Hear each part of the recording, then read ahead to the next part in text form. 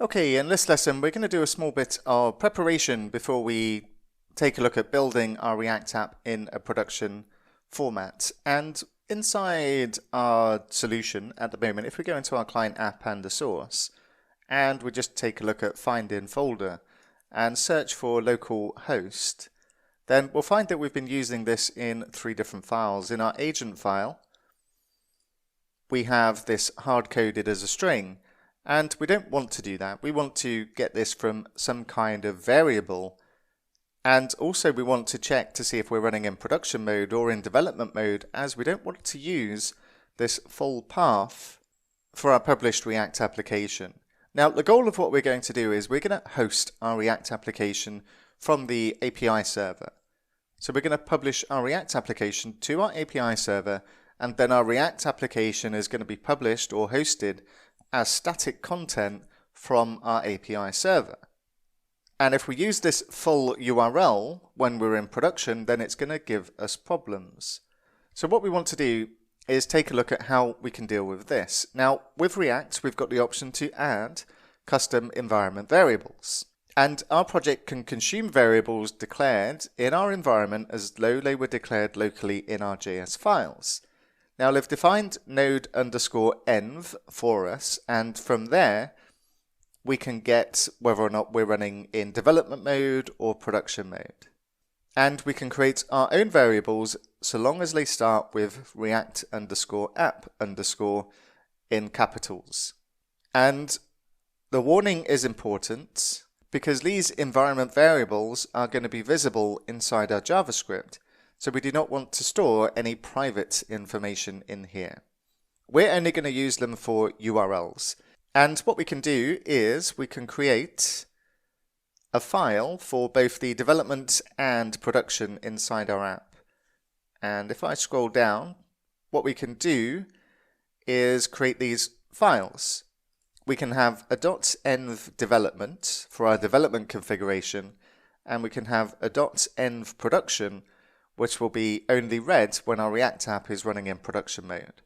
So that's exactly what we'll do. We'll create 2 files, one for dev, one for production, and we'll store our URLs inside there for our API. So we'll head back to VS Code, and this needs to be in the source of our client app, at the highest level in our client app. And we'll create a new file, and we'll say .env.development, and we'll create another file inside the client app, and we'll say .env.production.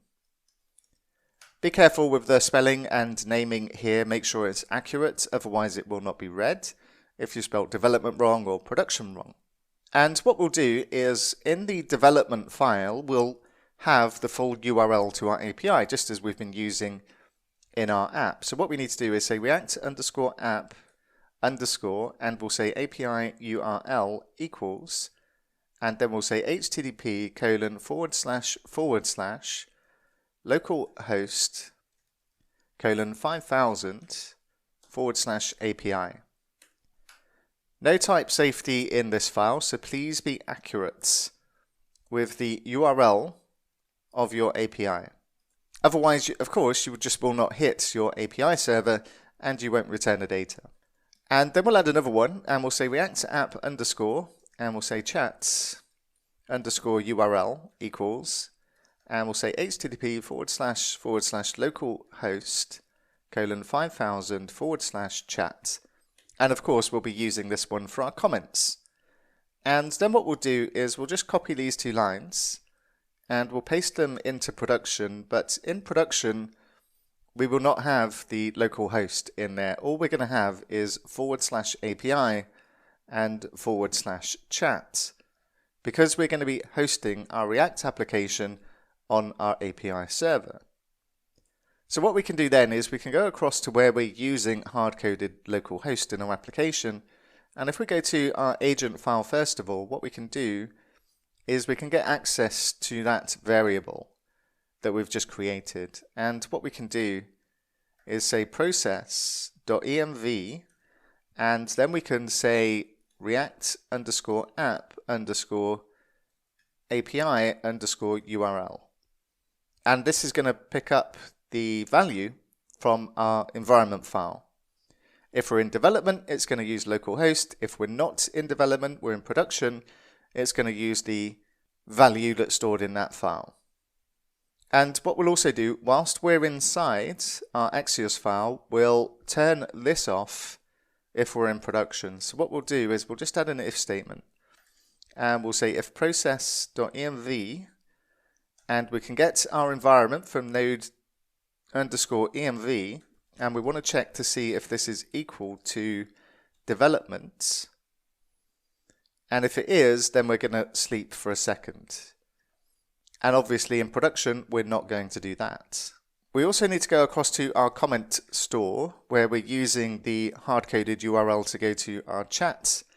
And what we'll do inside here is say process.env .react_app_chat_URL, and then we'll concatenate just the query string onto this.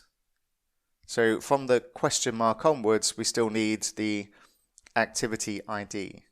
So please make sure yours is the same as this, if you want your comment system to still work.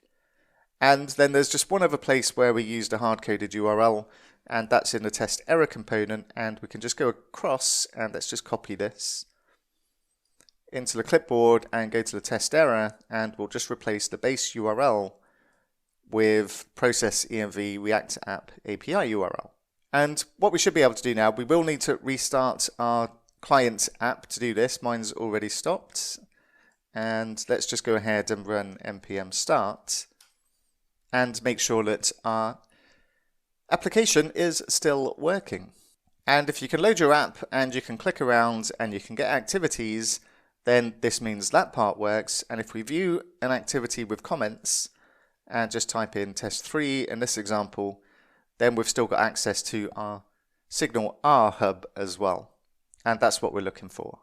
So what we'll do next is we'll build our React application for production.